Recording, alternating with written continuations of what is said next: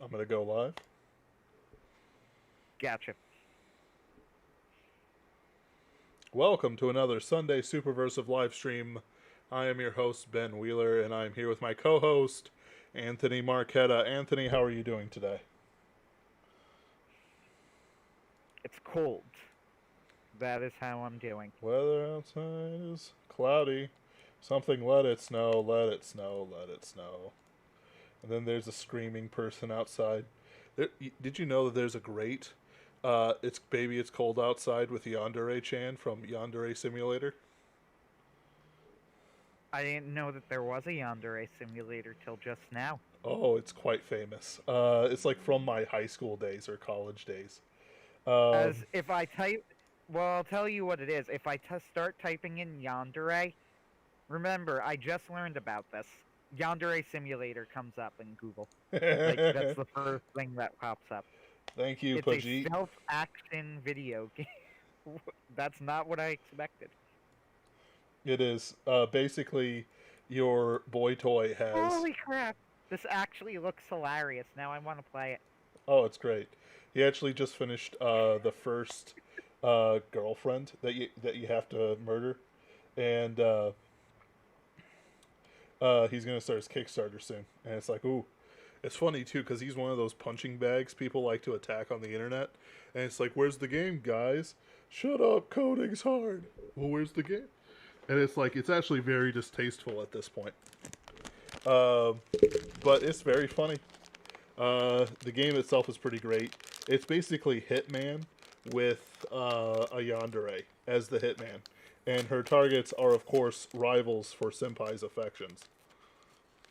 Like, this actually looks hilarious, and the website, the first thing that I see, Uh it's huh. already amazing. It says on the website, big white letters, drink the cum chalice.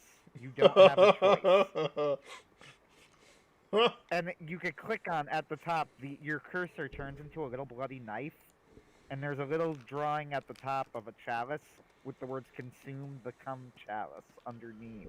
What? I think we need a superversive sci-fi let's play of No. Yandere What website are Simulator. you on? YandereSimulator.com. That's not even there. Where That is is. it?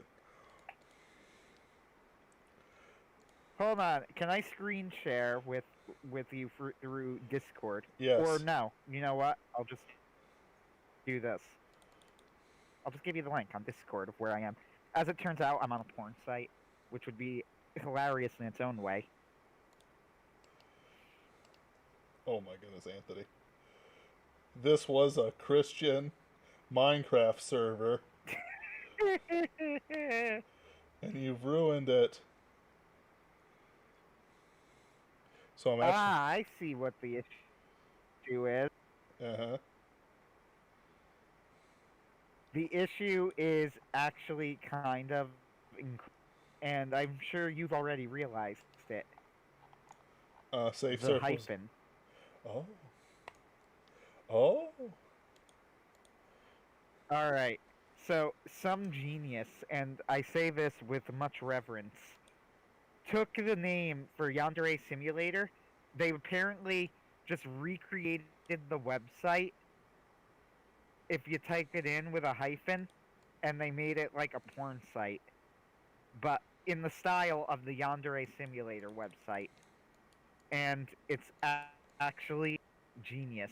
To show you what I mean. You might be confused what I'm talking about, so I'll link you the real No, no, website. I found it. So you get what I'm saying? Yeah, it's like it's part of that whole detractor thing that I was talking about earlier. That is amazing. Yeah, he's been. Why? I mean, I know why, but why? So the Yandere Simulator live, Superversive Sci-Fi live stream, as we argue that Yandere Simulator actually is a very superversive piece of media. It is not.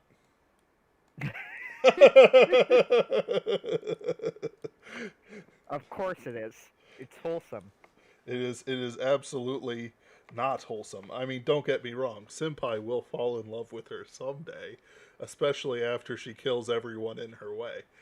But Stockholm Syndrome isn't superversive. I hate to break this to you. So every week, a new girl will fall in love with your senpai. You must eliminate her. A Yes. wide variety of options are on the table. You can set her up with another boy, ruin her reputation, get her expelled. I like how this actually gets more insane as you read it. Frame her for a crime, sabotage her interactions until he hates her, or kidnap her and keep her trapped in your basement. Or, if you prefer a more direct approach, you can simply kill her when nobody's looking. Casual murder. It's When you everything I've commit wanted. murder, you'll have to clean up after yourself. Use a mop and a bucket of water to wipe away all of the bloodstains that you've left behind. Well, yeah, I feel like that would be important. I also like the little screenshot they have of the game where she is mopping up the blood while people are in the school. Yes. Like, you can see her class in the background, and she's just there mopping up the blood from her murder. It's brilliant. So, that is brilliant. What are the reviews like, is what I really want to know. So. Is it considered good? Oh, yes. Yandere Simulator reviews. Nothing's coming up. Yandere Simulator Metacritic. I might have to just reinstall OBS. This thing's driving me crazy. Won't let me stream games. Huh. Ah, it's not on Metacritic. No, it Only has... Yandere School is. So it's not even been properly... hope you guys like staring into the infinity. Holy cow. It's not even been properly released. I'm having to use display capture. Fortunately, nothing embarrassing is showing up, but you never know. Ben just casually downloads 150 torrents without protection, 150 gigabytes of lewd material. It's like, Ben, that's so much. One day, I will be playing this game. It's actually pretty fun. And you know what? I will enjoy it. You will. Yeah. Honestly, even the gameplay kind of sounds like, under the radar, the sort of thing I would unironically enjoy. Like stealth action type sort of thing. I'm into that. I'm into that sort of gameplay. It's the Metal Gear Solid of the anime world, I guess. I don't know. Except that Metal Gear Solid is the Metal Gear Solid of the Metal Gear Solid. I've lost track. Why do we have no... Ben, why are there 2 people watching us but nobody in the chat? I don't know. I'm annoyed. Hey. You should be super popular. I didn't start this live stream because I'm super popular. We did get a like, though. Thank you. So somebody... That would be me. Piece of crap. You gotta juice that algorithm, Ben. You gotta juice the algorithm, baby. Gotta juice it up. So... I know my little brother's lonely. He's been sending me random facts, and it's like, no, Chris, I'm not gonna respond to the oldest woman in the world. It's just not happening. Let's see. I'm playing Hades. I see. I dig it. I think I'll do. That was an old. Honestly, that was an old Digibro trick. When Digi was getting his stuff copyright claimed, he just started playing a game in the background while he talked. Yeah. I mean, that's basically what I just do now. I do it for Pinkertons, except that would ruin the vibe like nothing else. And I'm not about ruining the vibe. Vibe check, and then a faceless horror crawls out of the uh, vent system, I guess. I don't know. I'm not very good at this, okay? Anthony, I have to apologize, but it's an entire sham. I don't actually know how to write. But I've been illiterate this whole time. That was my joke at work. I've been illiterate this whole time and you haven't even noticed. Which isn't true. I actually was assigned a book by a guy who who worked as an English teacher but didn't know how to read, But how? and he wrote a book on the subject. Here's the true story. So this dude, I can't remember who it was, and he's not really famous, but this dude who wrote the book, I bought a used copy of it for like a college class off of Amazon. And the book that I had was signed by the writer randomly. Like, I didn't buy a signed copy, I just happened to get a signed copy, but it's more than that. It was not only signed by the writer, it was signed by the writer and dedicated to Newt Gingrich. So I bought Newt Gingrich's copy of the book, and Newt Gingrich apparently got bored of the book and put it up on Amazon, and I bought it. That's beautiful.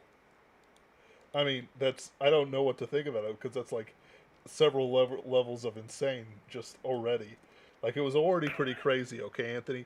It was already pretty crazy, but then you just made it crazier. It's actually Newt Gingrich's copy. But yeah, it was Newt Gingrich's book.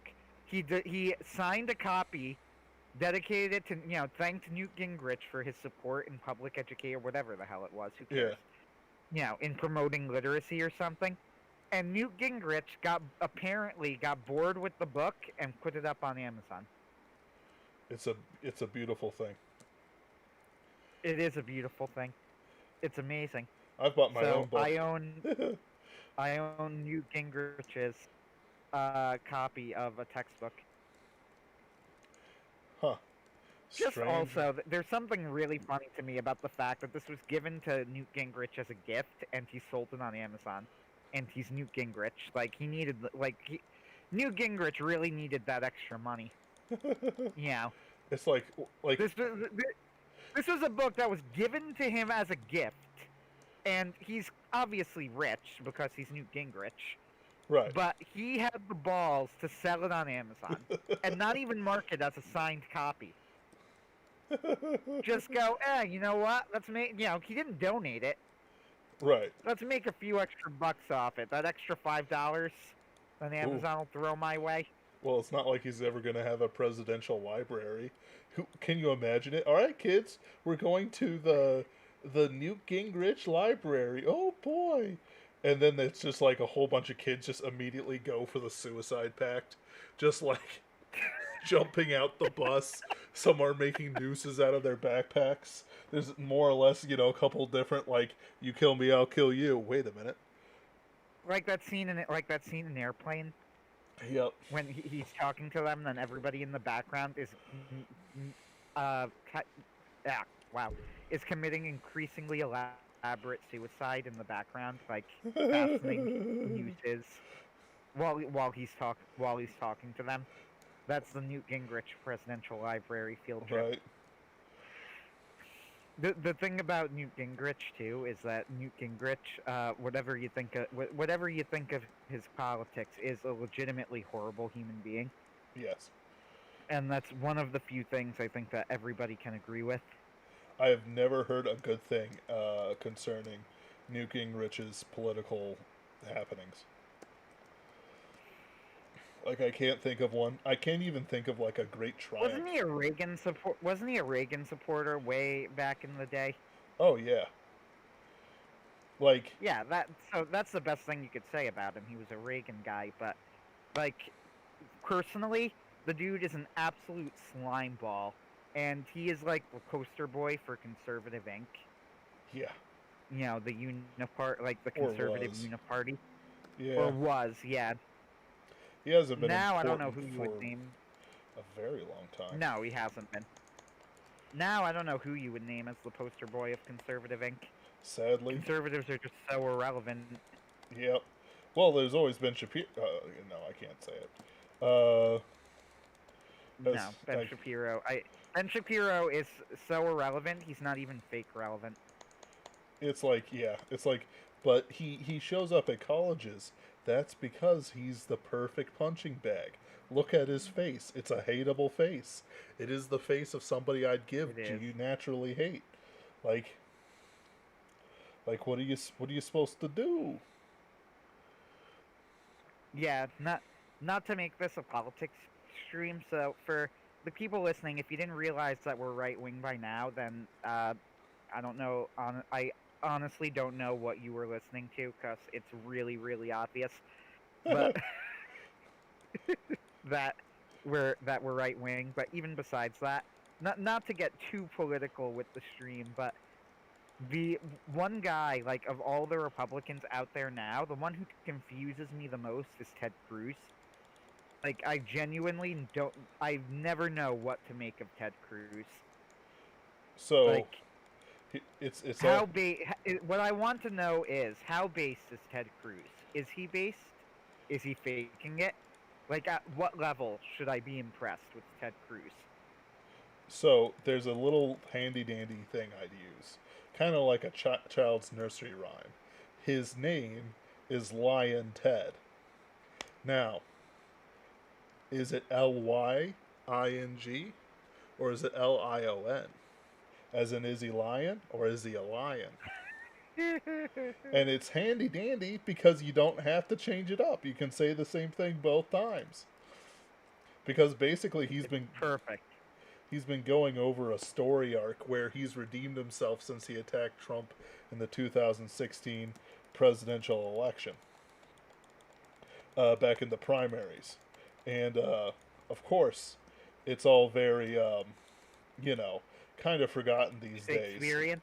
Oh, it's very Shakespearean. Oh, the things historians will Like, write I about us. legitimately Ted Cruz fascinates me because I legitimately don't know what to make of him. I don't entirely trust him, Oh, but at the absolutely same not. time, it's like I don't entirely trust him. But with that said, if I were to look, like, at the picture of the sum total of his actions over, you know, politically over the last 4 years, he's probably been like a more consistent Trump guy than Mike Pence. Yep. And Mike Pence was So not what does consistent this in mean? the end.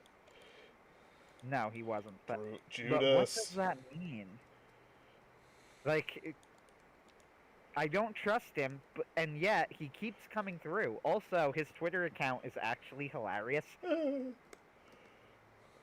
See, Bar One Like, Studios. Hey, Bar One Studios. But Ben Shapiro had inroads with the Beltway GOP ever since he was a kid. This is true. Ted Cruz and Tea Party and only Tea Party candidate to make it to mainstream, but he's still fighting uphill eternally. Debating Trump in the primaries taught Ted how to debate Bernie Sanders and win, and may keep him a viable future for the right wing if they can oust Romney. Oh, I thought Romney was like straight up Democrat at this point. I thought he was a literal oh yeah, Democrat. there you go. Actually, that's a perfect answer. Who's the face of the of the Republican wing of the Uniparty? Mitt Romney. Perfect. There we go. I don't Mom know how I jeans. forgot him. Because he's So very it's true. By forgettable. the way, Ted Cruz's debate with Bernie Sanders is one of the best things I've ever seen. It was like an absolute embarrassment for Bernie. It was legitimately the single most one-sided debate I have ever seen on any subject. Uh, to the point where I was actually starting to feel a little bit bad for Bernie, who obviously did not know any of the complex answers to any of the questions that were being asked of him, and Ted Cruz was like talking circles around him with like complex economics, but explained in but explained in folksy, easy to understand ways. It it, Ooh. it was truly it was one of the best things I've seen in years. Ted Cruz's Twitter is also hilarious. He has that. They just came out with a thing where, like, they just translated one of the Zodiac Killer's messages, and Ted Cruz just linked to the story, and all he wrote in response to the story was "uh-oh," and that was the whole tweet. He just linked to them like they translate another one of the Zodiac Killer's messages, and Ted Cruz wrote "uh-oh." That's actually pretty funny. Yeah, I gotta give him credit for having a sense of humor about that, because I don't know if anybody else would. But that's the only way he could have gotten. Like, the way he's responded to is literally the only thing he could have done that makes me pay attention to him at all. Mm-hmm. So I pay attention to him, and he's been like very consistently like on the right side of basically every issue. But there's just something about the dude where like I waiting for him to turn. It all feels very Mike trying to Pensy. think of the word. I don't. Not very Mike Pensy. Very self-serving. Like all of this is calculated in a very specific way, and I feel like he would turn very quickly. But I don't have proof of this yet because he hasn't done it yet. Right. We have to wait for his inevitable betrayal. Basically, I don't know. That's my political tangent of the day. Yeah. So, I'll say one more thing in response to Bar One Studios says he has a viable future for the right wing if they can oust Romney. But your mistake isn't thinking that politics matters at all anymore. If Ted Cruz were to win the Republican primary, then Ted Cruz could never ever win a higher office Yep. because they don't want, unless Ted Cruz were to take the ticket. Yep. Like a Mitt Romney could win higher office because a Mitt Romney is a great uniparty candidate. You know, they'll attack him, they'll make it look like he's bad, but they'll let him win. You know, they'll let a Jeb Bush win, as Mega Buster Shepard says. That feeling when we could have had Jeb. You know, they would let a Jeb Bush win. They would theoretically let a Mitt Romney win. They will never let a Ted Cruz win unless he takes the ticket. Romney was straight up paid to take the fall. He was a fall guy. He was the guy who was going to do it. I don't dare post some of these memes. I suppose the mistake there is in thinking that there's any future in politics for anybody who is actually right wing. Not ticket takers. Ticket takers have a future, but if you're actually right wing, you have no future because they won't allow you to win anymore. Yep. We've proven that fraud can be done on a massive scale in full view of the public and be caught, and it simply will not matter. So politics is now a dead letter. There's no hope in that arena anymore. I love the Jeb Bush memes. The best The one. Jeb Bush memes are hilarious. Like, there's a whole bunch of ones where he just wins it, and then there's Jeb. The one I posted up is Jeb Bush crowned as new Byzantine emperor, and it shows the Byzantines at their highest point. It's like, My favorite was I was always a fan of the "Here's how we can still win."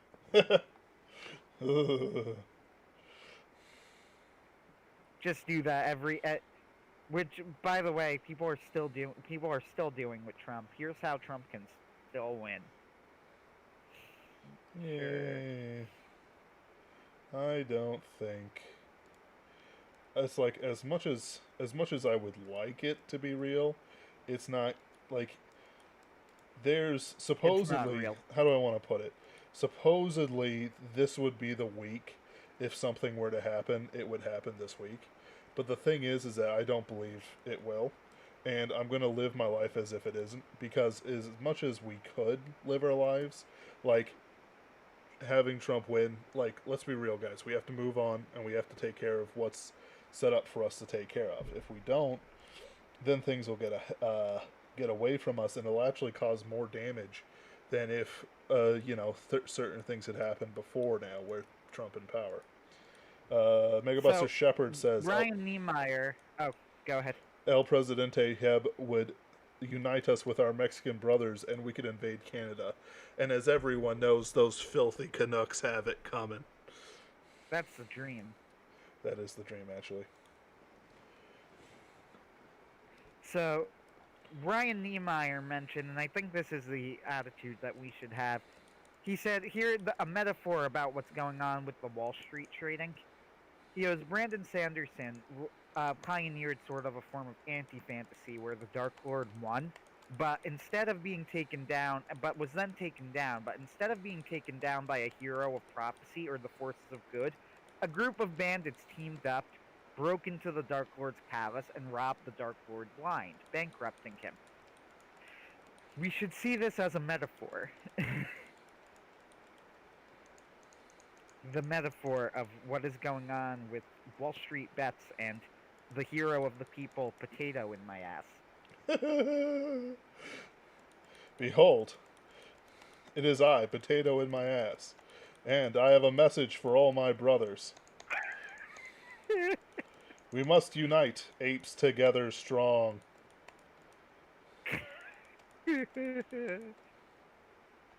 That's literally been the theme.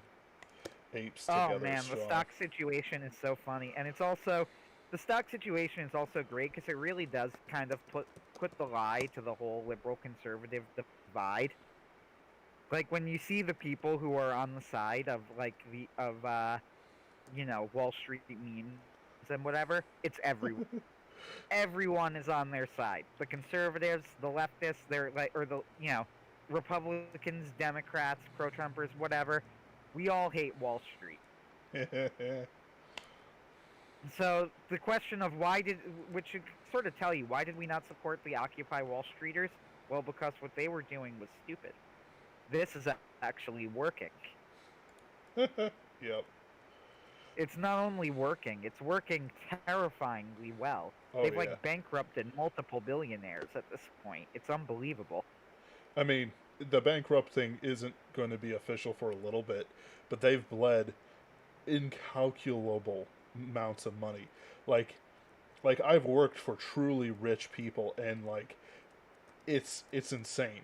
So, what was I was thinking? Oh, I had something. I know that right now the big thing is the silver squeeze. Um, Megabuster Ship says, "Day of the Rake and meme stonks. We will rake them all someday. The Leafs have it coming." Where there was a massive short on silver. Now keep in mind, silver is an industrial metal these days, more than it is any sort of currency, but it's still very valuable. And essentially, they're doing the same thing to silver, and that might actually crash banks. Because banks don't do the short bullshit that hedge fund managers do. Amazing. They do commodities, and they do things that aren't as thing. Because, think about it. Isn't it great to see something bringing Americans together? Right. Screw the banks and screw Wall Street. It's that meme of all of the hands coming in and grasping, and you go, liberals, conservatives, pro-Trumpers, anti-Trumpers, screw Wall Street, and then in the middle, just in big letters, screw Wall Street. Yep. Just incredible. I will say that I think that people who think, oh, this is the beginning of the end for the Biden administration are a little bit misguided, because it's not going to be the beginning of the end of the Biden administration until it starts affecting normal people. And Yep. It's not going to, and honestly, the pandemic has already hit the economy so hard that we're not going to feel the effects of this. Yeah, it's one of those things. We have no idea what the future will hold. I'm gonna repeat. It's not anytime soon, so no, I don't. I actually think it's fun.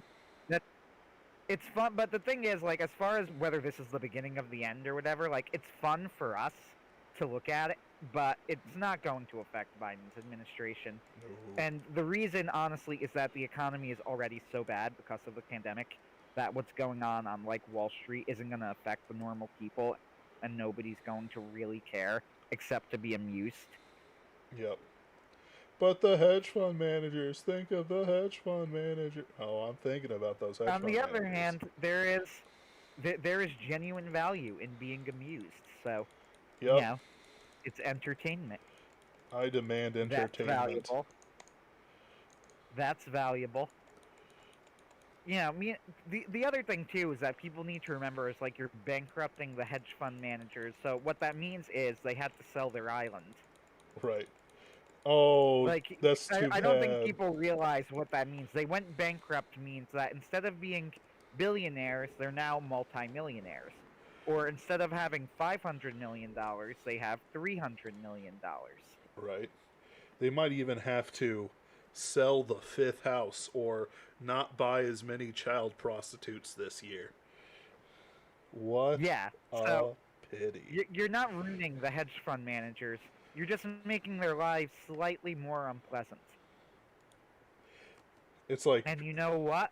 good. Good. There, no need to lose sleep over that one. Nope. Megabuster Shepard says meme stunks. Yep.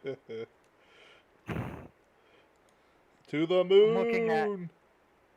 I'm looking at John Delarose just shared a meme. It has girlfriend on one side and GameStop on another side. It says girlfriend probably won't buy you a PS5. GameStop sells PS5s. Girlfriend can't take you to the moon. GameStop can send you to the moon. Girlfriend eventually leaves you. GameStop wants you to hold it forever. Girlfriend have to spend money on her. GameStop makes you money. Girlfriend doesn't lose hedge funds billions. GameStop has lost hedge funds billions. Girlfriend says your hands are sweaty. GameStop loves your diamond hands. Oh my gosh, it's brilliant. That is brilliant. They just announced that the protagonist of the next My Little Pony series will be a social justice activist. I'm shocked. Shocked, I tell Gotta you. love current year. You know And by this. that I mean I'm honestly surprised that My Little Pony survived the pause for as long as it did. So you'd be surprised. One of the arc villains was a social justice warrior who pretended not to have any magical powers or a cutie mark, and like was like, "Oh, you guys can do the same things too," and stuff. I don't know. I can't really remember the plot because it was like the last season I watched, but it was like, wait a minute. Basically, she was lying about how special a bunch of characters were. So, see, Dora. So I mentioned this in the past, but Dora the Explorer made a movie. I don't remember if I mentioned it on stream. It might have been in private chat. But Dora the Explorer made a movie. They made a live action movie, and one day, like months after it came out, we decided to rent. My sister, I think, decided to rent it because she was bored or whatever, and I came in. It was on, and I started actually. But this is not a story about how I'm too cool for Dora because it's the opposite. I like turned to look at it, and then I started actually watching it because it was surprisingly like pretty funny and pretty good. But the best part of it was that one of the characters in the movie, it was like Dora goes to high school or whatever, and they all think she's weird because she's a jungle explorer or whatever, and then they have to go to the jungle, typical stuff, right? Right. But whatever. Miss Frizzle. The point is, yeah, the the point is one of the characters in the movie was a social justice warrior, like an actual, like she was an SJW who I think for Halloween or something she dressed up as Ruth Bader Ginsburg Oh, that's or gross. whatever, and she was one of the main characters in the movie. But the amazing part of this was that everybody hated her in the movie. It was actually hilarious.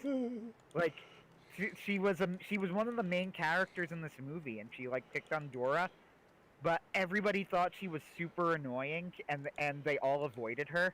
And whenever she would go on about social justice, they would all like avoid looking at her, and it was actually really funny. And she has a little character arc, and she's redeemed by the end of it. But the fact of the matter is that the Dora the Explorer movie included an SJW in the movie, but portrayed her negatively. Like, for that to happen in current year, that's pretty surprising. I am genuinely surprised that that was in the movie, and it was pretty funny, too. It reminds me of the little scene in Log Horizon where the guy tries to suggest that they, like, redistribute the wealth, and all of the other members of the round table in Log Horizon are going, dude, no, that's a terrible idea. What are you talking about? No way, we're not doing it. That's stupid. because the dude who came up with Log Horizon was an actual arch libertarian who went to jail for tax evasion. Yep. Which is the reason Log Horizon is so based. It is. It is hilariously based, but you know what's not based? Rootless libertarianism.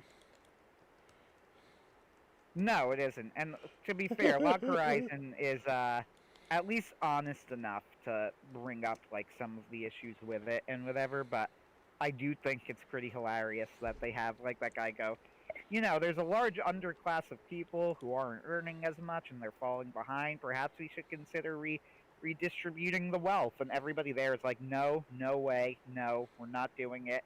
That's a terrible idea. No. Who let this Log communist into our yard? Yeah, really. So in terms of the anime from this season, I've kept up with some of it, but not as much as I want to.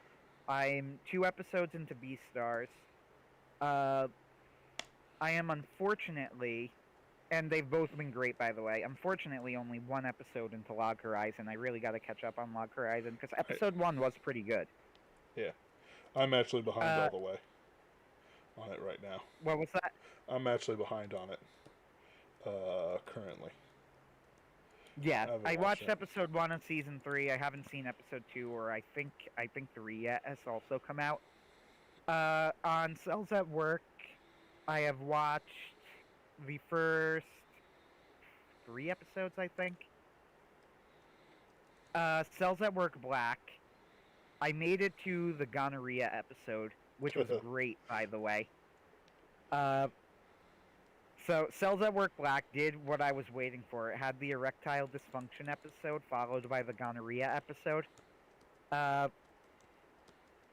The erectile dysfunction episode was kind of meh. Moved a little slow. The design of the sperm in the body was really weird. But the gonorrhea episode of Cells at Work Black made up for it because it was awesome. And it featured like what was clearly meant to be like tentacle rape. The gonorrhea were like tentacle raping the white blood cells. Oh no! Oh no! Like they weren't like. So to be clear, and I think you'll know what I mean since you watch enough anime, they weren't, but they were. You know what I mean? Yeah. They were being wrapped up by the tentacles, and all of the white blood cells in Cells at Work Black happen to be extremely buxom females. Of course. But it was legitimately like it was super creepy, and it was really good. Original Cells at Work in I think it's just a weird coincidence. Seems to be going like extra light and fluffy this season, almost to compensate. I say it's a weird coincidence because I've read the manga and it is following the manga, fairly closely. But it just seems like it's extra light and fluffy to compensate for Cells at Work Black.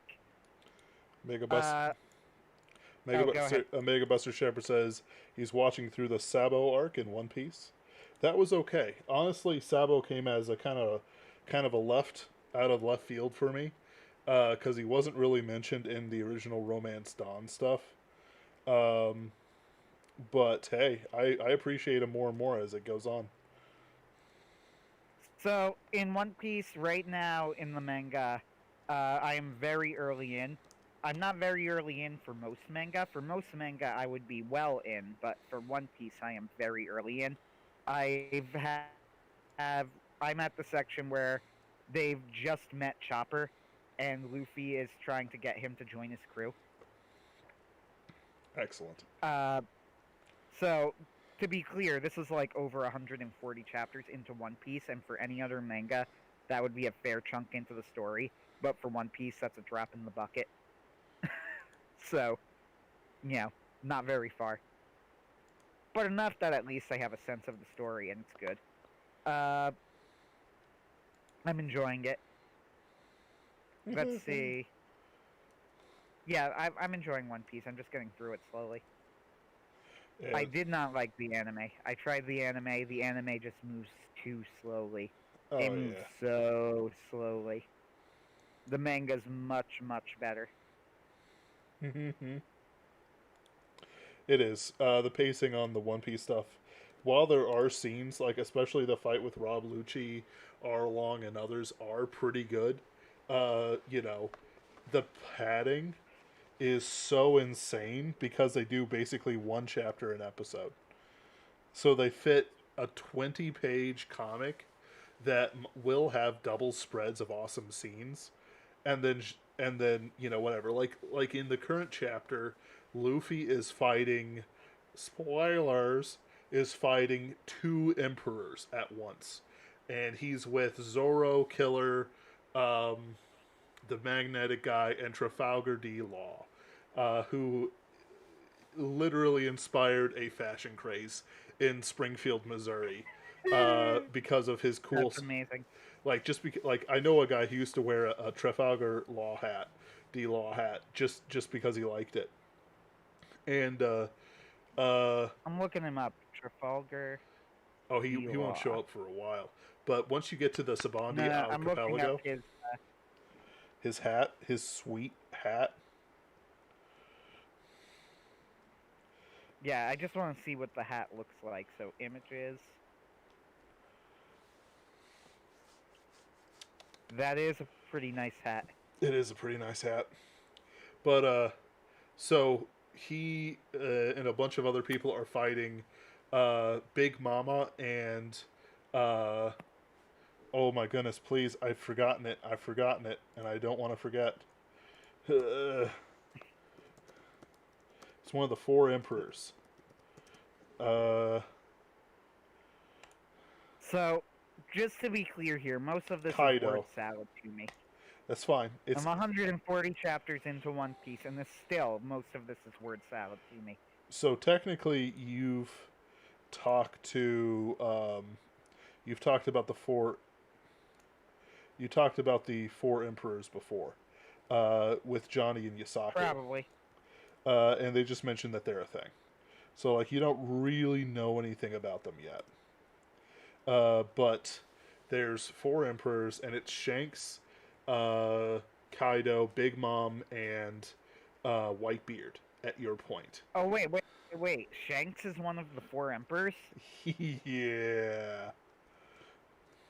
Yeah. What? So what does being king of the pirates even mean? For that matter. That you're the freest man in all the oceans. Huh.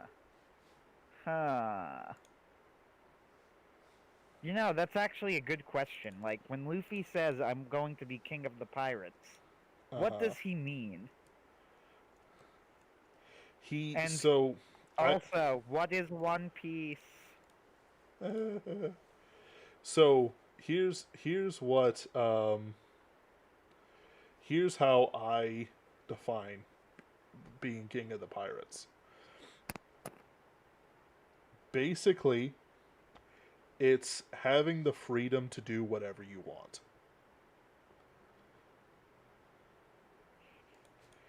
And as a law, like you are strong enough to do whatever you want at all times. Now keep in mind. The thing about One Piece that is interesting, and I'm happy to go discussing One Piece. If I'd read more of it, I'm sure it would become one of the regular discussion topics with JoJo and MHA. The only thing keeping it from being that is that I haven't read enough of it yet. But so the thing I'm wondering with One Piece too is that I'm thinking, like, when Luffy accomplishes his goal, like, what is he going to do next? Whatever he wants. That's true. But what? He has his crew. He has his ship. You know, he has everything he ever wanted. What are you gonna do next, Luffy? Going to Disney World. Disney World. Kizaru just But that is an interesting. You're right. Like, And the what is One Piece? Happily, Oda did confirm that it wasn't some bullshit thing. Like One Piece is the friends we made along the way. Right. Because he's not a hack. Yeah, because he's not a hack. It's also the fact that, as I think Jaji pointed out, that One Piece was actually probably like a mistranslation by Oda, but a mistranslation of One Place. Except that I actually prefer the name One Piece because it sounds just slightly weird. You see, Like, just weird enough to make you stop and think for a moment and go, what is a One Piece? What is he talking about? I always So I actually think it's a good title. it is. It's such a mystery. It's such a romance. Oh, like you guys like. So not a lot of people like read it when they were a kid, like I did, but like I read it when I was still in high school. I'm gonna pause my game because it's like when you read those first chapters. Sure, you don't quite get it, but then like you start to peel it wide open, and that even in the 4 Kids dub version, there's this mystery to it. To go out into the sea yourself and to pit yourself Oh, against 100%. That's against the everything against appeal of One oh Piece. oh it's like as a writer I'm actually so disappointed I didn't like learn any martial arts as a kid because then I could fight people, but now it's like I was talking with Brian Niemeyer. All right, the millennial generation has no great authors. None are coming up. Sure, I know a few who are probably pretty good, but we're talking people Whoa! Anthony, we've had conversations about this, and we'll have conversations after about this.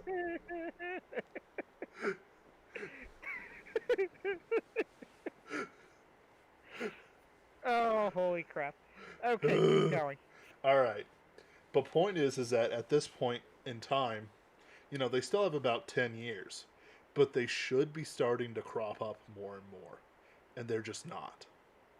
Um, you're a good author. Corey McCleary is a good author, and he writes Door Stoppers, and he probably has the most potential out of all the millennials I know of as an author. And by the way, I know more than you and Corey Is Corey a McCleary. millennial, actually? Yes, he is one of the last millennials. He's 20 something. He is a So millennial. he's got to be older than 20, which I think he is though. So yeah, he would be a millennial. April is an excellent author, and I'm pretty sure she's a millennial. She is a millennial too. So like, there's her. Um, she actually might be like low key Gen Z though. I don't think so. I think she's the edge. She's an edge case millennial. Okay, because I know that Corey is about 2 years. I could be wrong. Comfortably into it. Uh, Catholic Space Doggos is a early millennial, I think. So Her husband. One Studio says they once would have said Ernst Klein. So Ernst Klein was not a flash in the pan because his Flash was never that good. Who's I wouldn't even Klein? call him a flash in. I actually wouldn't even call him a flash in the pan because Ready Player One wasn't that good. He was not a millennial though. Is he? No, he is a Gen Xer. Yeah, well, there you go. Then they're not even talking. So I get what you mean though. By like the great authors, I'm talking people on the level of, because we brought this up plenty of times, the two best authors in the Superversive camp, who are John C. Wright and Nick Cole. Right. Pick your order. So whichever order, honestly, but it's preference who you prefer between the two of them, I think. So like I view John C. Wright as like the super conservative before it was ruined establishment, like the Chesterton type, whereas Nick Cole is like the beatnik type, bohemian type. He's got like Nick Cole has better wordplay and flow, but John C. Wright's ideas are infinitely better. And that's not to say that Nick Cole's ideas are bad. I'm just saying that like when John C. Wright flows, he flows and can't be beat. But like Eh, I think both Nick Cole and John C. Wright have both written some works that are among, like, best in the genre type stuff. absolutely. So that's why I put them. I consider them to be roughly the same level, and who you think is better is largely up to preference. Yep. I do think that John C. Wright has more great stuff because I don't think that Nick Cole tries to make great works.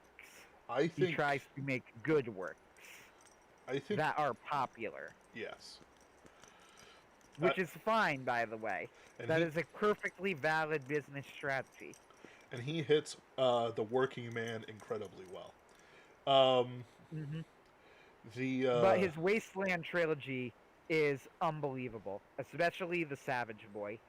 And Nick Cole, he's great because Nick Cole just has these moments in his books where there are certain scenes that are just incredibly powerful in Nick Cole stuff. Yep. John C. Wright has those scenes too. He had them specifically in Awaken the Nightland his his novella Pale Realms of Shade. Uh, I think he has that moment at the end of Pale Realms of Shade when the angel is booming down at I can't remember the name of the detective, which is a shame because he was a great character. So it makes it sound like he wasn't a memorable character, but he was. But the detective in Pale Realms of Shade, the protagonist, the angel is booming at him, confess over and over again. While he cowers in front of him at the tomb of Christ. Uh, what a great scene that was.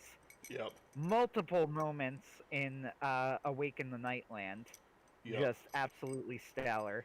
The ending of Iron Chamber of Memory is absolutely Iron amazing. Chamber of Memory, yes. Oh, now that's a book I go back to, like when I'm feeling down and I need that pick me up.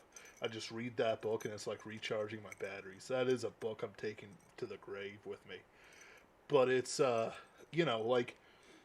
like so we have some grandmasters running around. Nick Cole and John C. Wright are the closest ones to us uh, in philosophy and dignity. But there's also China Mielville, who is probably the greatest of the left wing authors who are worth a damn. And not by award either, but by his consistent production, his high ideals, and his absolute stretch of imagination. Even his kids' books are, which like Railsea, are absolutely insane. And I remember more of it than I remember some of like lesser authors on our side's books. Um, his Pangea trilogy is amazing. You're absolutely right. So wait. Who is this again? Which China, author? China Mielville, Oh, China Myville. Myville. I haven't read him. I have no idea how he's pronounced. I haven't read him. However, he's been recommended over and over and over again. Yep. It's just one of those things where I never got around to him. I'm of the Yeah, I'm not yep. avoiding. I'm not avoiding him. I just never got around to him. His Perdido Street Station is probably one of the best books I've ever read. But as it's not one of those ones that make you want to read the sequels, which are about the city, which is a character as much as anything else. Um, I'm just sort of looking through because I got a whole bunch of like books from people that I just like randomly pick up. Like people mistake having a workman as the same as being a great writer. Like I will never like criticize a person for being a workman. I edit or write a Pinkerton's Ghost episode every week. I am perfectly fine being a workman for Pinkerton's Ghosts. I will do it until something else comes up that will earn me more money. Who is contacting me like this, and why do they want me? It's my little brother. I don't care. All right. Amazing. Right. I'm the very pinnacle of kindness and dignity. But there's other things that come out, like a lot of the pulp stuff. They're dead. Like the pulp genre can grow with things we add to it, but there isn't much going on. If we're talking in our circles who are younger than John C. Reilly, Nick Cole, and China Mielville, who's somewhere in his he's from the 1970s, I think. Um, we have Brian Niemeyer with his uh, Combat Frame Exceed series, as well as his. Ethereal and them. Yep. And I don't know what. You're right. I actually don't know what that's called, but an ethereal. right. And I'm looking for. Eh. Then we also have Bradford Walker, who I wish wrote more books. He wrote one book, Star Knight Rescue Run. No, Star Knight. Oh my goodness, he wrote the Star Knight book, which was absolutely amazing. Um, I need to buy a physical copy after all this time. I know I got a physical copy coming for the second one. And I'm just sort of looking through my collections. Like Shaji Lamplighter can't be forgotten. Hey Bradford. Hey. Hi. Uh, hey. Well, it's like I'm just trying to think of people who are of my age. Like Kim Dickinson is like the biggest surprise for a writer that I've seen in years. Christopher Paulinelli is probably the strongest mainstream writer, but I haven't read his new science fiction book, so I don't know how good he is actually, because it's away from the inheritance cycle. Um, And so, yeah, Palinelli was a really interesting case. I always thought that people were too hard on him because he was, after all, a kid when he wrote Aragon. And sure, like, the thing, and he got it published because his parents owned the publishing house. But the thing is that it's not as if he was ever hiding any of this. yeah, It was what it was. And it was a hit because he toured around the country, like, in character and pushed the book. yeah, So I guess what I'm trying to say there is it's not like he did anything wrong. right. No He one's. didn't. I'm not accusing him And of people anything. people shit all over that series, and deservedly so in some ways. But in other ways, I feel like people are like to go on about how poor, how bad that series is when it's or they almost like blame Palinelli for it when I think that the Aragon series or the Inheritance Cycle, you know, I mean, he was a kid when he wrote it. It was published through his parents' publishing house, and it became a hit. But there's nothing illegal about any of that. Honestly, the biggest hot take of all is that I thought that the movie was perfectly fine. Yeah, yeah. It wasn't. It was kind of cheesy. It wasn't really that great, but it was fine. No, but it was. I was entertained by it. As somebody who read the book, I came out of it feeling like I saw a condensed but mostly accurate version of the book portrayed on screen. Here's an answer to prayer. Bradford Walker says his recovery from the latest hospitalization uh, goes well, and he has no medical appointments for February, so he'll get some work done. And it's like, yeah, Hey, there you go. Happy ending. Aragon Hopefully is a the decent ending. series. Pern is better, but McCaffrey was a better and more experienced writer. Leave just thinking the Aragon movie was fine. Listen, Bar One, there's like 3 tiers of movies for me. Okay. So I understand that is not the common opinion. There is a. It's the hottest take of all. It's the hottest take of all. The Aragon movie wasn't a total disaster. The hottest take of all. And it's like it's all of a sudden we meet Bar One Studios in reality. He just starts kicking the shit out of us. It's like, come on, say it. Aragon was a fine movie. Punches me again. The Inheritance Cycle really wasn't that good. The first Aragon book was overly long, written in flowery prose, not very original, but it had potential. He had structure. He put the work in. And by potential, what I mean is like it had, clearly this was somebody who had put thought and work into it, and who had ideas. He just needed time to grow. He didn't get that time because he put in the work to market his series. But you know what? Like, if people are gonna buy your freaking book, Right. If you you've know, got a why movie, would you? Yeah, why? Then why wouldn't you sell it? yeah, There's nothing wrong with what he did. Bradford Walker pretty much says it. I can't hate Palinelli for his fantasy trilogy. It actually has 4 books, but who's counting? He wrote as I did when I was at that age. I mean, now he act. I'll even be fair here and say Palinelli wrote way more than I would have even been able to. The yep, fact that he even finished stuff that long is frankly impressive in its own right. Eldest was a work, so Aragon. I think that Eldest was him feeling the pressure of everybody calling Aragon derivative. So he tried to go off in other directions in Eldest, but he honestly didn't have enough education about the genre or, how storytelling worked to really make those new directions work the way he wanted them to. yep. So it sort of got lost in the weeds a little bit. Uh, Like, okay, so yeah, Bar One is right. The marketing was here's a teenager with an epic fantasy series. Yeah, but you know what? He did write it. They weren't lying. yep, That's my point. and You're they, absolutely right. That was their market, but he wrote the series, yep.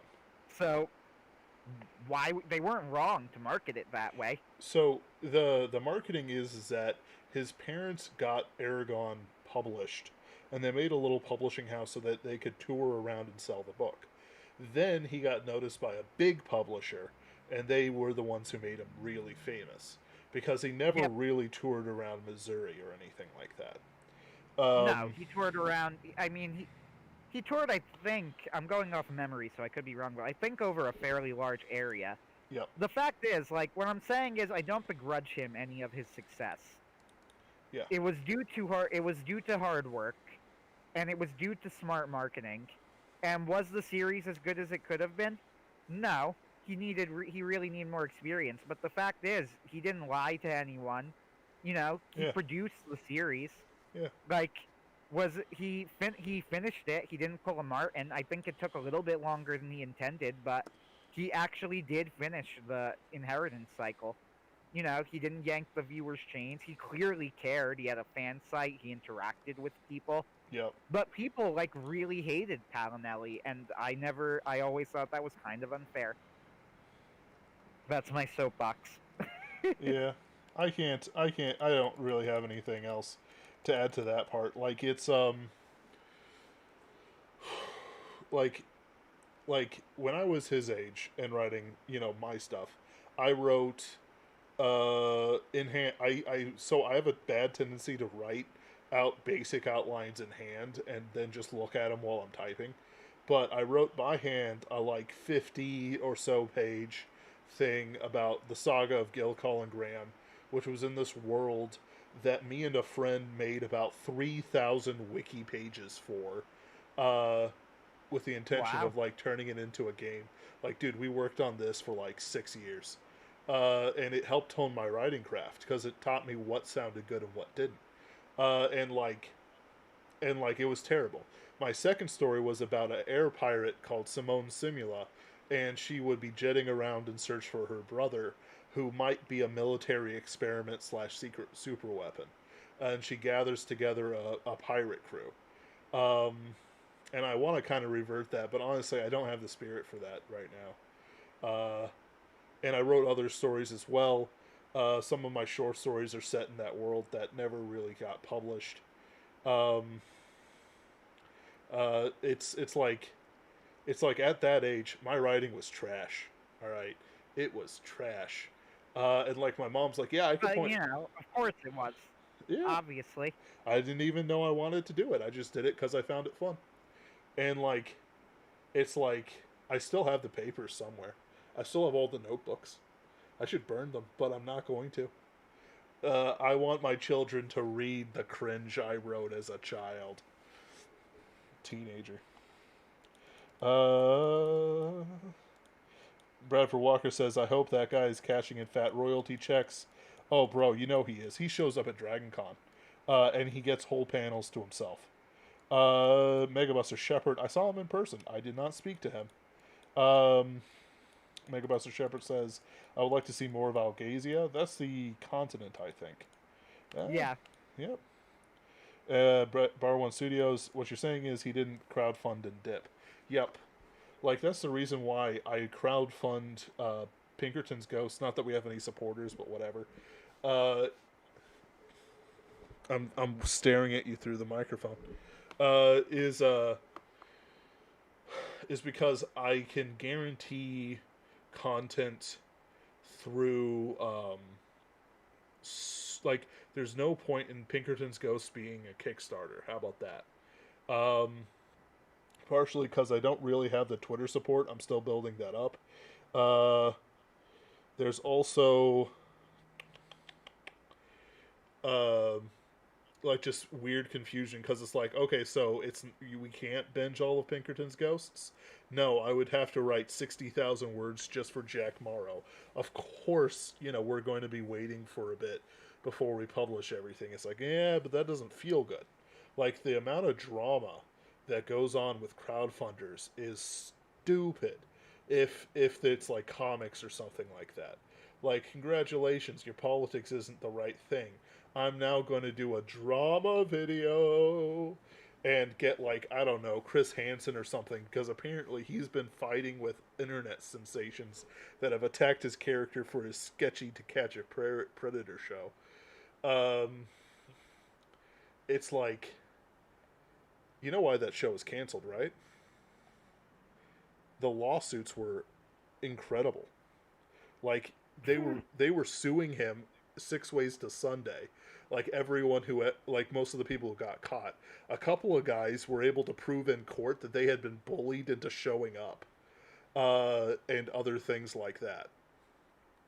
Though it did give us the great meme. Now, I'm not here for any boys' butt. I'm here for man's butt. Well, you're not getting any man's butt today. All right, now, Chris Handsome. You see, I call you Chris Handsome. We can do this the easy way, or we can do this the hard way. The choice is yours. Well, I don't think. And then he starts to try and rape Chris Hansen. It's a great Boondocks skit. It's honestly one of the funniest things I've ever seen. Oh, yeah. I've actually seen that one. Oh, yeah. And you've linked it. Oh, yeah. Because it's amazing. I've got it saved on my computer. But what I'm saying is that, like the drama that I would not deal with because I'm not important enough. But if someone gets it in their head, it's like, no, I don't need that. What I need is a solid Patreon, a solid Subscribe Star, with a whole bunch of stuff in the background to entertain you weekly, that you keep coming back and you think it's valuable. The amount of comics that have been one and done on Kickstarters have been stupid. I don't understand why they do it. It's like, I know it's hard to make a comic because you have to balance the art. I've got a failed webcomic. I've still got the images on my computer. But it's like, how is this hard? John De La Roz shitposts half the day, and he still produces more than people who are professionals. Let's see here. Bradford Walker says, speaking of writing errors, I've started being explicit in pointing out tabletop RPG properties that feel like the designers were really writing something else and just sold it as a game. And he says that Chris Hansen decided to wrestle with a tar baby and he's lost. You see, he's been doing some weird stuff online, if some people are to be believed. Like, occasionally the YouTube algorithm will give me clickbait YouTube drama. And I kind of like it, like junk popcorn, partially because I can work on something else while it's going on.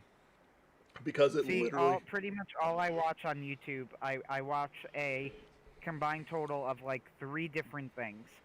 I watch reviews from base sources, so Mauler, Critical Drinker, ER, and ER and Mauler like almost never post, so now it's pretty much just Critical Drinker. Yep. Mauler just does the live streams all the time. Yeah, which aren't good, by the way. Sorry, Mauler. I like you, I like you, buddy, but your live streams are not very entertaining. YouTube drama alert. Yeah. Get Keemstar and number on the 3. What was that? Get Keemstar on the line. Yeah, right. As much of a fan as I am of Mahler, I don't think Mahler's perfect. I actually do think that the long man bad criticism isn't entirely unwarranted. In that, I think there are people who make much more cogent and stronger points in much less time than Mahler sometimes does. Uh, Mm-hmm. but I find him entertaining, and he deserves credit for being one of the few people holding the line on media. Quality is objective, actually. So I always enjoy when a new installment of his comes out. But anyway, I watch that. I watch covers of anime songs, and I watch Pokemon content. That is it. That's all I watch on YouTube. I watch. And you know what? My life is better for it. I mostly watch meme histories about ancient Rome. I've actually got one. Speaking of that, I've got one on Byzantium loaded up. Yeah. Anyway, got to get my So Byzantium fix. So Megabuster yeah, Shepard says people would rather make 5,000 YouTube videos complaining about Star Wars rather than produce something of value. This is true. However, this is why you actually should support the Critical Drinker, because the dude is a legit author who has like a hit series and I think is a bestseller. So he does both. He makes lots of videos complaining about Star Wars and he makes things of value. and he doesn't just complain about Star Wars, which is itself amazing. Yeah, he does other stuff as well. Like I know that like there's this guy called Doomcock, but it's like all I've ever heard from him is his Star Wars products, and I don't care. People are like, well, what about the drama behind the scenes in Lucasfilm? I don't care. Like like it's not relevant. We've got things that are more important to do than talk about or worry about Star Wars. And we talk about Star Wars fairly often, but it's not like JoJo. We don't talk about it that often. We bring it up in like Star Wars is something that we sort of bring up in passing occasionally. Yep. Uh, JoJo is something that if you allow us to, we'll actually sit and discuss it like with deep analysis. It's what we And do. I have no interest in doing that with Star Wars. Yeah. Like it's Like I'll do that with My Hero Academia. I'll do that. I'll do that with any number of anime. Really, I don't even really like Star Wars that much. yeah. I think of what ER said about it a lot. Actually, ER goes, so I'm not really a ER's put it as I'm not really a fan of Star Wars per se. Goes, now I respect Star Wars for capturing the elusive quality of timelessness. I think that the first two movies and parts of the third especially were very well done and entertaining in their own way. But and he goes, and I could see all of the things about it that people like about it and sort of grasp that, but it's not really for me. And that's sort of how I feel about Star Wars. Like, I can respect Star Wars. I think that A New Hope is a very good movie, and The Empire Strikes Back is a great movie, and Return of the Jedi has great moments in it. Uh, but ultimately, like, it's not something I get super invested in. The Mm-hmm. Mandalorian I didn't think was particularly great. I didn't think it was awful, but it was just kind of, it was fine, I guess. It was perfectly fine. That's really all I have to say about it. I mean, it was a John Favreau product. You could describe his entire workplace as perfectly fine. Like it's I don't Yeah, pretty much. I'm not part of those people who like kind of worship John Favreau. It's like weird because it's like some of the movies and stuff he's done. Everyone's been like, "What?" Well, I'll tell you why people do. The reason that people act like that towards Jon Favreau is because for all of the flaws of his stuff, Jon Favreau at least comes across as somebody who actually cares what the fans want. Ah, Which is true in The Mandalorian as well, but yep. The Mandalorian is not great. However, if The Mandalorian was the only thing we got out of Star Wars after the movies, like take away the prequels, take away the Disney Wars, take away all of the shows and all of their mediocrity or whatever. Just give us the original movies followed by The Mandalorian. And you know what? I think people would be kind of okay. Like, they would be happy with that. And I would even be happy with that. Like, I would have no problem accepting The Mandalorian as a part of the Star Wars universe. Now, after Disney Wars and all of that, it's hard for me to really look at anything without a level of cynicism there.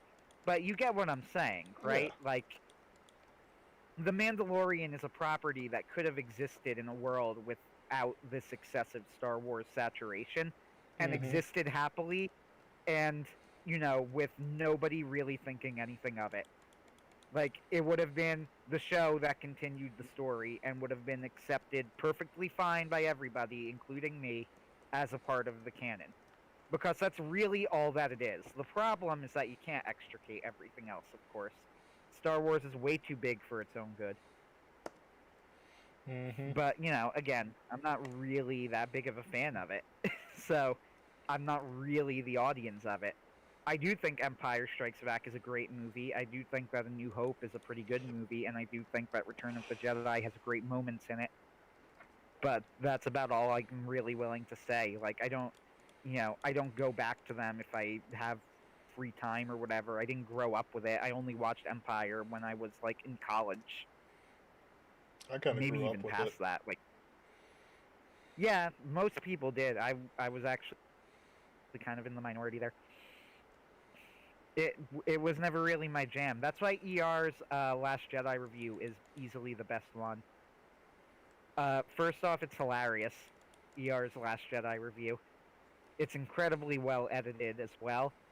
But it's also just like he has exactly the right sort of perspective on it, I think. You know, somebody who recognizes what was good about Star Wars and what people enjoyed about it without being caught in the nostalgia trap. Yeah, which is why I think the review works as well as it does. It's also just really, really funny. I rewatch ER's The Last Force-Bender.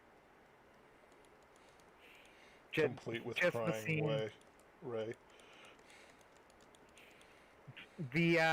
What was the one scene where when Leia goes and floats out into space, ER just talks about it, goes, "You all know this scene by now. Leia's floating in space, and you just see a guy's head float on screen and go, there's magic up in this bitch." That's actually pretty funny. Because ER's videos are always animated. Like, insanely well animated. Yeah.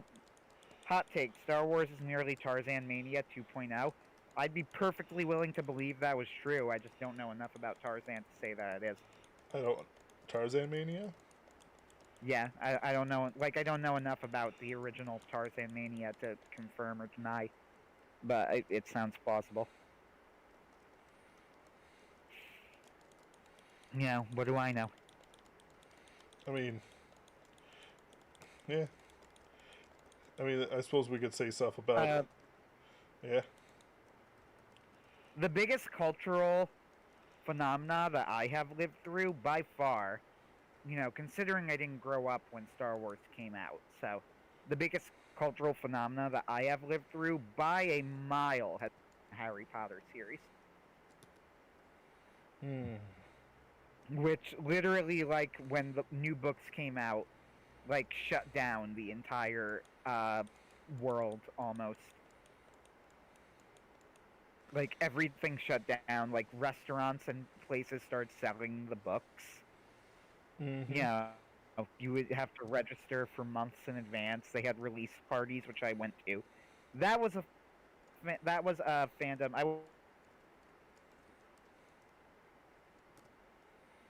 wouldn't say it was.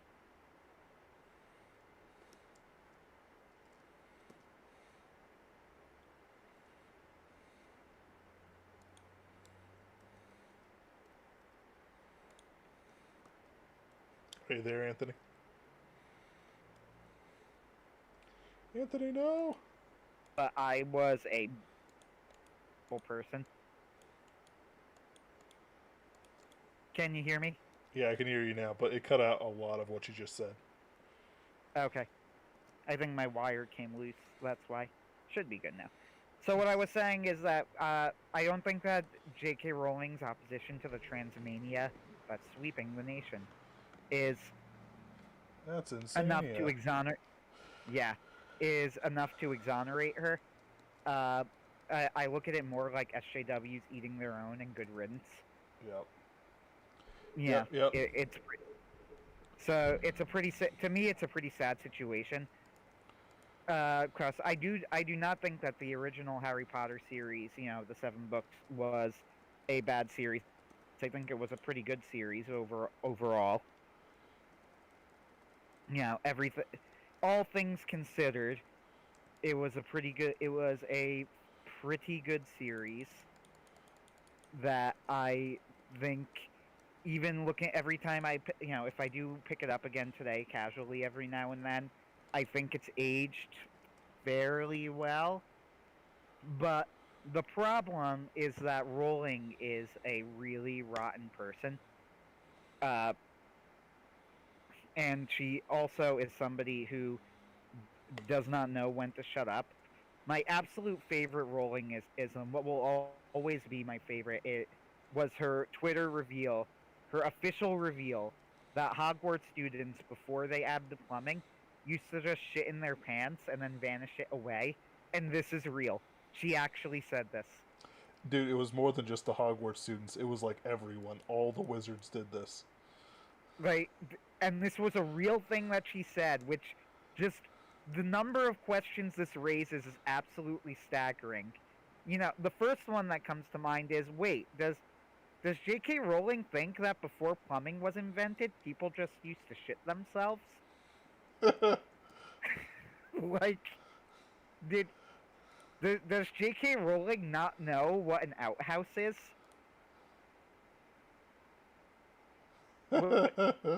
What? What? It just it's such a bizarre thing to say.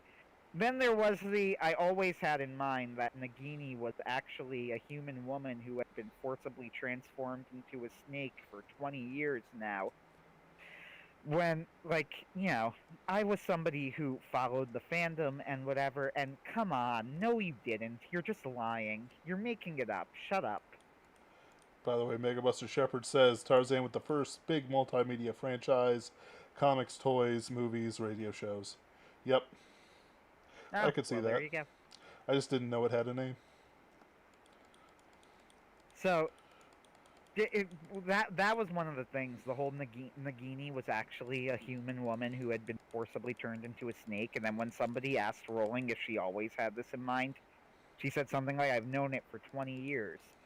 And, you need to understand to understand why this is ridiculous, because I've talked to people who don't realize why this is dumb.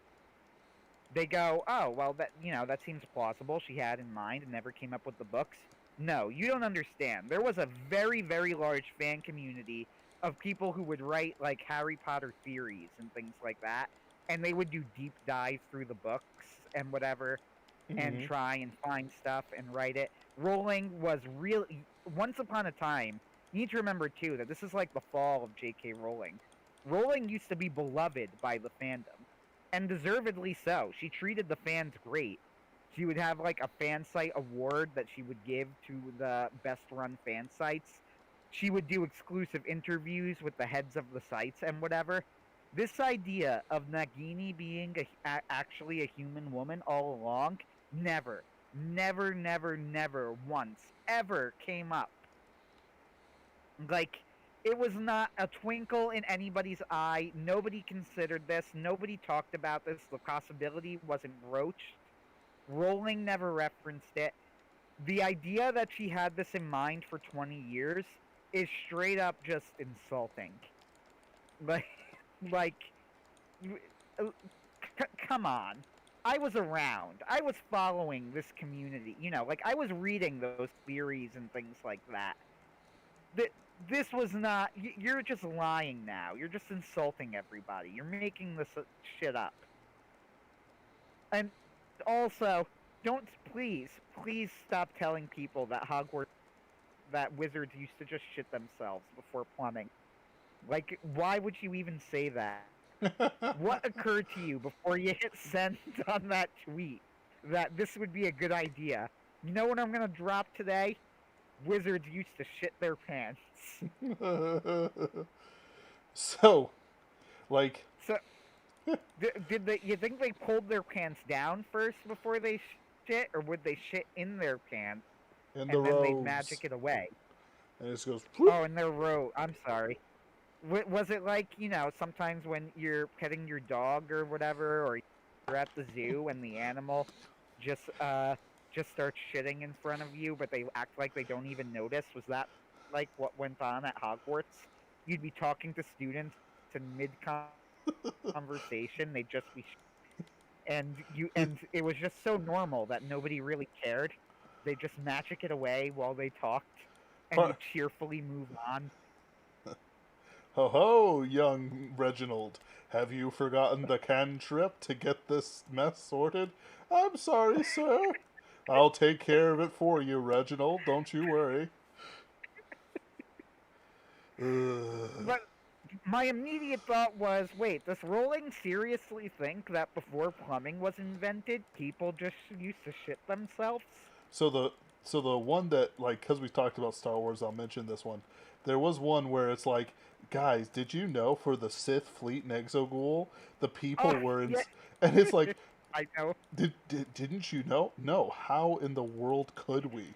No, Like, it was Elijah Wood. They said, did you know the Sith fleet of Exegol was staffed by people who were indoctrinated into the First Order? And Elijah Wood responded with, no. How I could we have possibly known that? You did not reveal any of this. I didn't know it was Elijah Wood. I've never seen that before. Oh my goodness. Yeah, that was Elijah Wood who actually responded. It's beautiful. And ER actually quoted that tweet. Like he posted that meme in his review too, which is also great. Bar One Studio says, "Do not speak to me of the old magic witch. I was there when it was written." Yep. Yep, So yep. many of the stuff with the Harry Potter series, and then there's the Fantastic Beasts movie. So, believe it or not, I actually thought that the first Fantastic Beasts movie was like pretty good. I enjoyed it. Yep. Like, it wasn't great. It had its problems, but it was fun and I liked it, and I would rewatch it. The monster catching stuff was good. I thought the characters were really, really fun in it, which was always Rowling's biggest strength anyway, was that she had very memorable characters. Yep. All good stuff and whatever. Then she made Fantastic Beasts 2. Now, I did not see Fantastic Beasts 2, and I still haven't. The reason I have not seen it is because since the creation of Fantastic Beasts 1 and Fantastic Beasts 2, Rowling has seen fit to insult me and people like me again and again and again, which indicate to me that she hates me, so I should not be giving her money. Amen, brother. So I did not see Fantastic Beasts 2. As it turns out, probably dodged the bullet, because Fantastic Beasts 2 is supposedly horrible. And I've seen some reviews of it, and honestly, the plot is straight up hilarious. Like, I remember one of the reviews I watched was, do you know who Jenny Nicholson is by any chance? No. She's just like, she does a lot of different stuff. She's kind of just a general purpose YouTuber, I guess. Kind of a little bit of an SJW, but she's less of an SJW and more of just a typical millennial. Yeah. Yep. You know what I mean. Like, and I watch her occasionally because I find her kind of funny sometimes. And, Simp. yeah, right? Fun fact, she actually did go at it with Mueller once. The reason is that Mueller, she put out a video called I Didn't Like Joker, and I never actually watched the video because I don't really care about Joker either way, so the video itself didn't interest me. But Mueller is kind of famously at this point, like a big fan of Joker, which fine, whatever. But in one of his EFAP streams, like in the middle of it, they started talking about Jenny Nicholson's review, and of course those EFAP streams are like all day things, Right. So Jenny Nicholson quoted and said, "Holy crap! Somebody just made an 11-hour video about my just mocking my Joker review," which is not true. Like it was an 11. The video was It 11 hours. was. It was an EFAT. It was an EFAT. The EFAP stream was 11 hours, but they like started discussing it in the middle, and they did not spend the whole time talking about it. And Mahler was just like, you know, basic. Mahler was basically just like, whatever, bitch, you said it, you gotta own it. And he also sort of just said like, you know, I didn't say anything about her. I didn't talk about her personally. I don't care about Jenny Nicholson, and I don't know who. And all of these people who came on here who are simping for her, I don't care about her, and I don't care about you. Stop bothering me, type of thing. Yep. Bar One Studio says Long Man is long. That he is. That he is. Anyway, but going back to that's off topic now. That's just there's your connection to Jenny Nicholson and people that we know, though. I just found that kind of funny. So Jenny Nicholson did a thing on Fantastic Beasts: Crimes of Grindelwald, which was the second movie, and the review was pretty hilarious because she said so. At one point, she goes, "Newt Scamander is traveling to like magical France or whatever." And his brother comes over and like hugs him and then whispers to him, "They're be on your guard. They're watching you." And she goes, "And I really wanted Newt to just go, okay, I'm a zookeeper. Like, so what? I'm a zookeeper. Let them watch me. I carry funny animals in a magic bag. Look at That's me go. like my thing." Yeah. It's just like I carry funny animals in a magic bag. Why do I care if they're watching me? And then he would just go, "Oh, okay." She also sticks Professor McGonagall in the movie. Now, I don't know how much you remember of the Harry Potter series at all, because I know you were not really a big fan of it. It was the devil's work. Yep. So, Professor McGonagall was just one of Harry's teachers. And he sticks her in the Fantastic Beasts movie.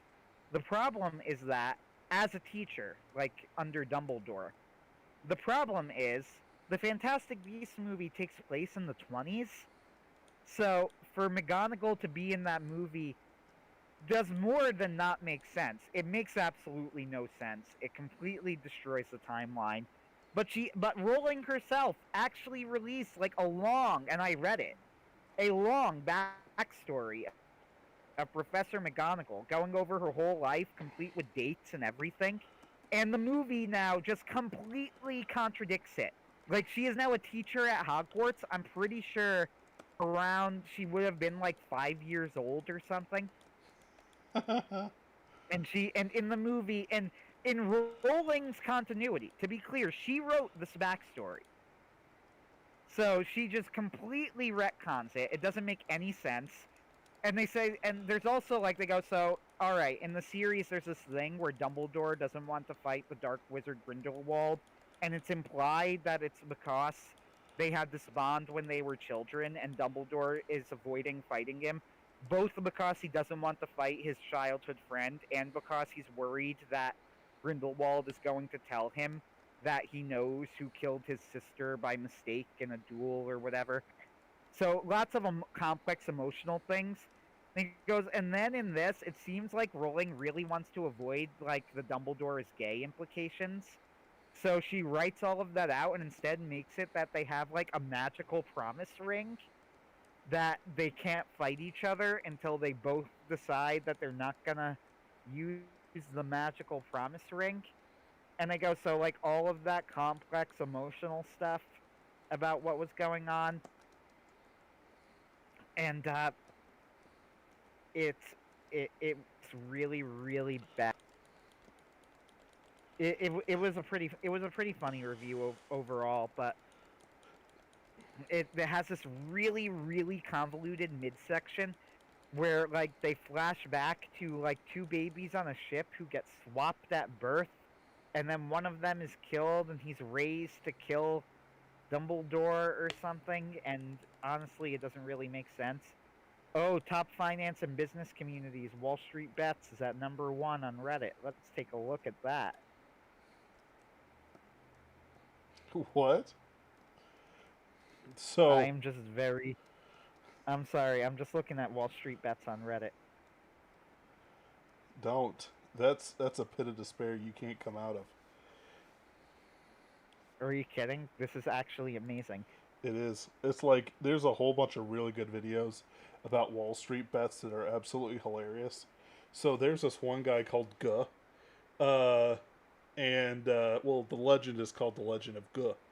And so it's this guy. He YOLOs a bunch of stuff, and which is basically he puts all his money. He puts all his money on some stock calls, and then he loses 400,000 plus.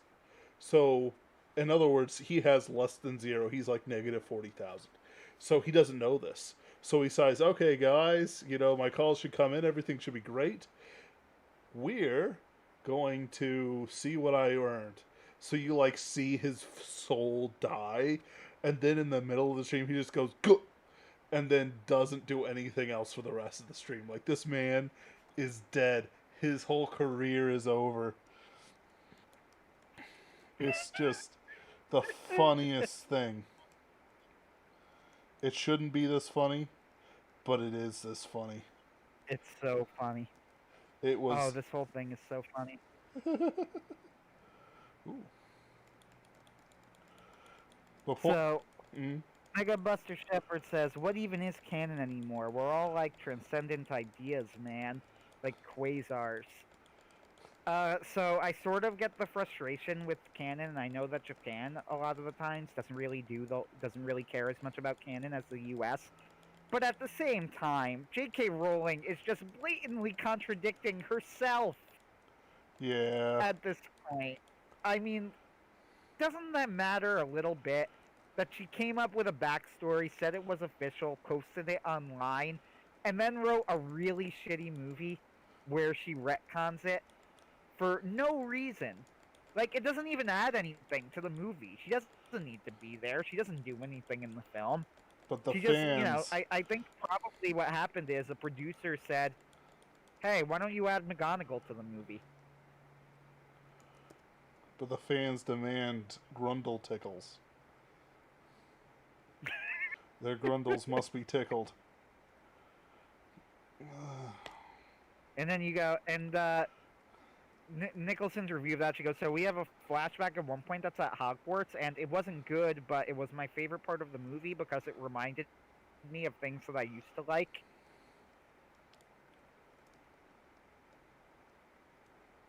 Ooh, death approaches. I think Thanatos just showed up. Oh, you meaning Thanatos? Yeah.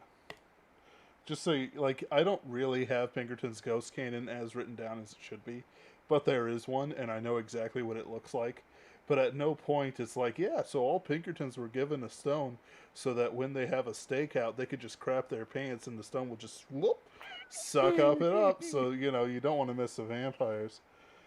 This is going on. This is the little tips and tricks that we share on Twitter.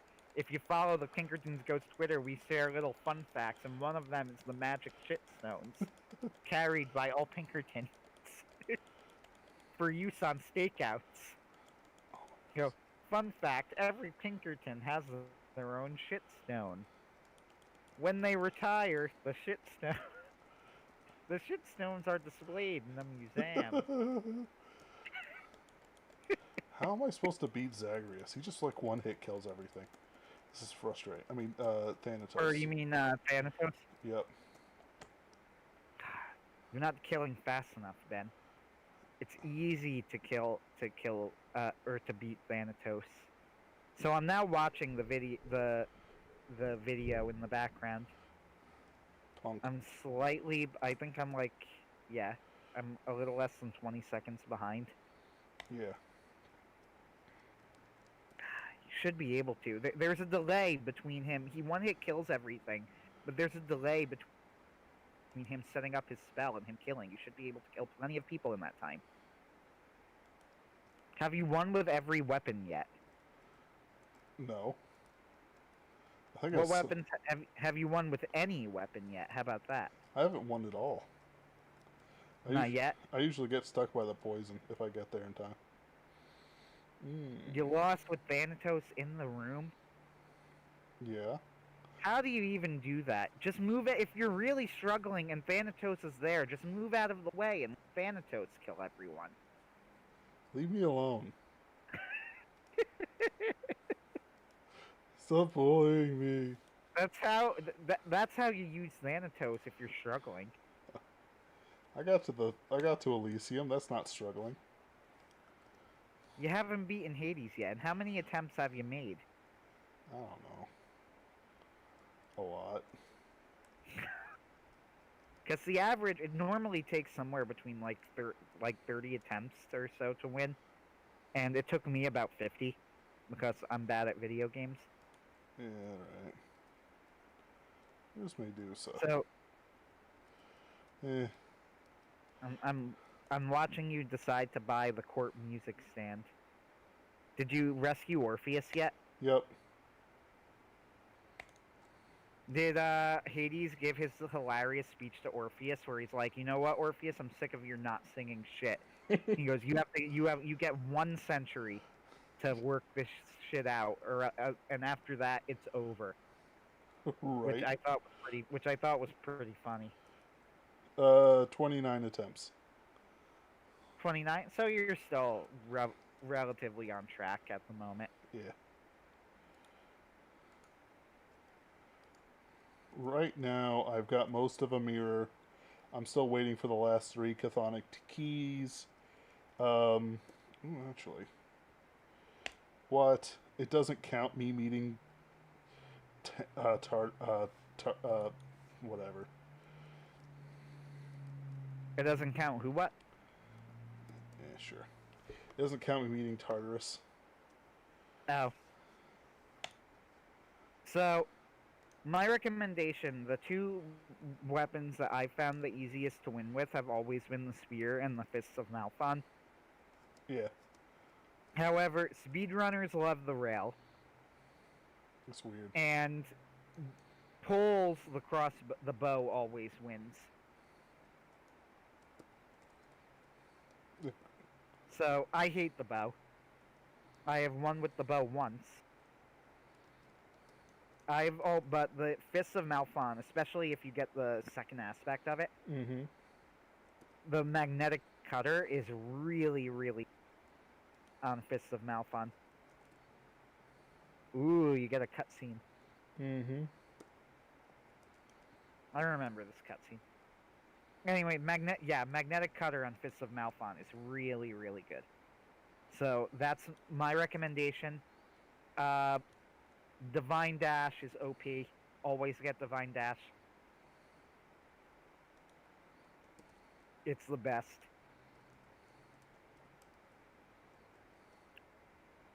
Also, consider, even though a lot of people don't think to do this, consider going for a cast build one day. Like, you know what I mean, right? Like the Blood Red Stone casts. Because, believe it or not, even though they have that limited ammo and whatever, cast spells actually do a crazy amount of damage, especially if you prioritize a cast build. You know, as you go through the run and prioritize upgrading and upgrading your cast. Like, you can end up doing a crazy amount of damage with your cast. Yeah. So, that's my other recommendation. Like, consider trying a cast build. I could see it. I mean, I haven't done it yet, but Well, I'm pretty done. Are you done, Anthony?